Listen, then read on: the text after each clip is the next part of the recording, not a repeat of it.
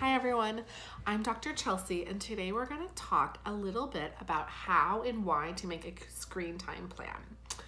So before we hop into this and figure out what's really going to work for your particular family, go ahead and download the PDF below because we're going to use it to think about what you need, what you want, what your kids need, because screen time plans they just vary from family to family based on your needs, your beliefs, what your kids need, their profiles, all that good stuff. So a couple of things that I really want you to consider before you make your screen time plan, or while you're making your screen time plan. And the first one is who your kids are. Okay, how old are they? What is their profile? Do they get really entranced by screens? Are they easy to get on and off screens? Who are your children on screens? After that, I want you to think about yourself. Who are you on a screen, and what's your belief about screens and childhood, screens and life? Do you believe that it's okay to use screens to connect with others? Do you think that it's good to have kind of a short amount of time or 3 long chunks every week? Sort of figure out what your own particular beliefs are, and as many families are, there are beliefs. So just dig in deep and listen to yourself. What do you believe about screens? What is going to be right for your particular family?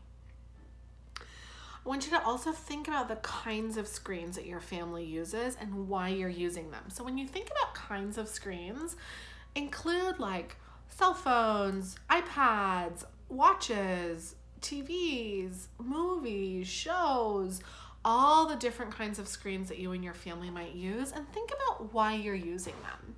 Why are your kids using the screens? Are they using screens because they've had a long day at school, they're exhausted, they're bored, and you're making dinner, and so it's kind of like an entertainer, a babysitter? Are they using screens because they don't know what else to do with themselves? Are they using screens to connect with friends through games? What is the thing that they're using? And same thing for you. What are you using screens for? So you might say, hey, I'm using screens a lot for getting some kind of mom relief. And the need underneath that is probably, I need some more connection. So if you notice their connection kinds of needs, you might say, as you're building this plan, gosh, it looks like one of the needs we're really meeting with screens is connection. So let's pick one night a week or one day a month where we're going to get those needs met differently. And that might look like I'm going to schedule a play date once a week with a standing date with a family, or I'm going to arrange a higher quality screen experience. So instead of putting my kids on a screen to watch a show while I cook dinner, I'm gonna let them FaceTime with a grandparent, and the grandparent's gonna read them books, or a friend or something like that. So higher levels of interactivity, because remember, when we think about improving screen time experiences, we're looking to up the interactivity, improve the quality, right? So it's more interactive for our kiddos. So think about why you use them, think about what you use, and think about that for all of your family members, yourself included, because remember, how you use screens is as important for your kids as how we set rules for them and what we set up for our kids, because it's modeling, and your kids are watching you. They are watching and absorbing everything that you do so that they can model after it.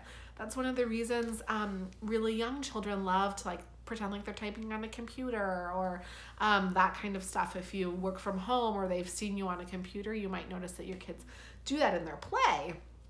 And it's the same kind of thing. Through modeling, they learn. They're learning about how to be a grown-up. So show them what you want them to emulate. And that might mean for yourself that you're going to say, hey, no screens for me or for our whole family from 5 to 7 or 3 to 5 or 11 to 12, whatever kind of works for your family. And then before you do anything, before you talk about this with your kids, you want to be really clear yourself as the adult. If you're parenting with another adult, make sure that everybody's really clear, right? So get really clear on what the rules are going to be ahead of presenting them to your kids. Now, some people will say to me, oh, but I want to co-construct the rules. Okay. So I want you to be the bus driver. I do not want your child having half the wheel and you have the other half. So you think about what the main rules are. You're going to drive the bus, and then maybe there's 2 routes. And if you decide we're going to watch 30 minutes a day, the way to involve your child in co-constructing that is to say, okay, here's the new rule that we get to do as a family. We're going to do 30 minutes a day. Okay, so let's figure out together where we're gonna put those 30 minutes. Do you think it would be better here or here? We could do an experiment. Try after school, try before bed. I don't know, right? So you can involve them in those kinds of child-sized choices, but you are the bus driver. So you get perfectly clear on what the rules are, what's gonna work for your family, what are your beliefs, how are you gonna say them ahead of presenting anything to the kids. Now, I've talked about this a little bit, but really think about what the root issue is. Okay, is it boredom? Is it not knowing what else to do? Is it babysitter? Like, why are people on screens? Is it connection? And how can you think about addressing the root issue instead of the screen time problem that manifests from it? Because when we address the root issue, then we're really creating change. So what does that look like? If it looks like, I just need a second to take a shower, so I'm putting my kids on Sesame Street. Okay, so what's the root issue? The root issue is time constraints and self-care probably, right, for the parent. And so I want to think creatively, is there like one day a week when I can get that need met differently? And that might be my partner takes the lunch hour off and I take a shower during that time. It might be we decide to I set something up for the kids to play with while I take a shower. If you've got really little ones, it might be I put some Legos on the floor of the bathroom while I take a shower. Lots of ways to kind of think about how to address the root need with or without screens. Okay, so consider that as you do this. And then the other thing is I want you to really tend to the kind of language and sort of the framework that you're using to present your new rule to your kids. So if you decide in our family it's 30 minutes a day, or if you decide in our family movie night on Saturdays, or it's 4 hours on the weekends only, whatever you decide, I want you to really focus on the way that you say it, and I want you to only use positive language. So listen to the difference here. If my belief is that my kids need to have outside time and do homework before any screens, great. So my rule that comes from that belief is probably going to be something like first homework, then outside, or first outside, then homework, then screens. Right? So I might even have a visual support to go with that, where I have a tiered thing. First this, then that, then screens. And when everything's checked off, you can do screens, right? Okay, so then my rule is first homework and outside, and then we do screens. Okay, so see how different that sounds? If I were to say instead, you can't do screens until you've played outside and done your homework, it feels and sounds like a threat, and our child is going to experience that way. And so important the way our kids experience our words.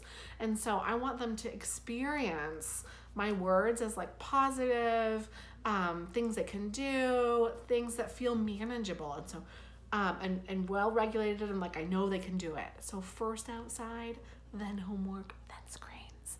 Now if you have a kid who's pushing it, you might say, oh, we have this much time.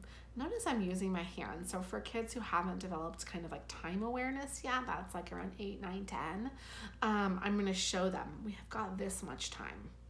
Okay, so in this much time, we have to do homework, we have to do outside, and then whatever's left over we get for screens. Okay, so what might happen is they go outside and then homework takes forever. Have you ever been in that situation? It's just like dragging the feet and like not able to do it. And then you're pushing into dinner time and there's no time left. So I might say to that child, after this rule is established, oh, we had this much time for outside and this much time for homework, but homework took this much time. So tonight we only have 5 minutes for screens. I bet tomorrow homework will take this much time and then we'll have more time for screens. Come on, let's go pick what we're gonna do for our 5 minutes. So I'm keeping it positive, but I'm holding the boundary. Okay, so that holding is so, so important, and I think it often, we get very tripped up in that holding, right? We get really tripped up. So think about, your belief, and I super encourage you to print this PDF and literally write it in there. That process of writing is really good for us to think about what we want for our kids, what they need from us. So important. So what are your beliefs? Who are your children? What do they need? You can kind of calibrate yourself to the child who has the most sensitive needs. So if you've got a couple of kids and one of them's fine on screens and one of them's struggling, just make your rule for the whole family and make it work for the one who's struggling. It'll also work for the other one, right? And then think about what your rules are. Okay, so what's going to work for them? And what we're doing is we're setting rules to set us all up for success. That is our goal, that it's easy to follow, that we got this together. And then check your words. So get really specific about how you're going to say your rule. I want you to always say it the same way. If you can say it melodically, so first outside, then screens. That's what we always do, or whatever. You know, I'm not a very good singer, but I would say it that way, the same time, that same way every time. So if you've got a little one and it's like breakfast, playtime, then a screen. Right? And then if your child comes to you before breakfast and playtime to ask for screens, I'm going to say, oh, breakfast, playtime, then a screen. It's playtime. And I'm going to redirect. Now, if you have a child who's coming to you, and let's say in the after school homework one, again and again and again and again and asking, then I'm going to say, okay, I'm going to give you some more support. So I'm going to put a checklist up. Okay, with times on it, maybe depending on how old the child is, or images for a smaller child. And if they come to me and say, I want to watch something and it's not time yet, oh, go check your calendar. I don't know. Let's check, is it time yet? Oh, not yet. I bet you're going to go climb that tree before it's time. I don't know. Maybe you'll do Legos instead. So we're looking to build our kids' skills to sort of know what the rules are. I want you to hold them firm so they can know. And then we're looking to build their skills so they can do that for themselves. And if you're consistent, it will happen, I promise. Take good care, everyone. Let me know what your screen time plans are. Let's work on this together.